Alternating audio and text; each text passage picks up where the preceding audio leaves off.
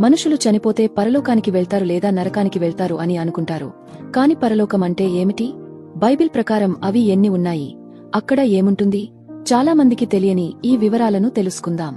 స్వర్గం అనేది దేవుడు నివసించే స్థలం మరియు ఆయన అధికారం, పరిశుద్ధత, నిత్యజీవానికి కేంద్రం.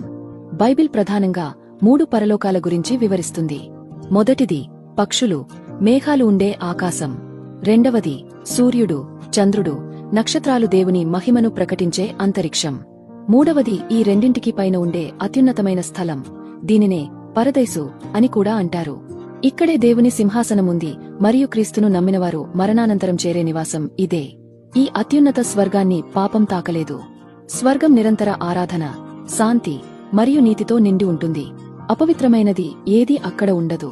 క్రీస్తు ద్వారానే విశ్వాసులు నిత్యజీవాన్ని పొందుతారు. అక్కడ దుఃఖం, నొప్పి లేదా మరణం అనేవి లేకుండా దేవుని సన్నిధిలో శాశ్వతంగా జీవించే నిరీక్షణ మనకు లభిస్తుంది. ఆమెన్.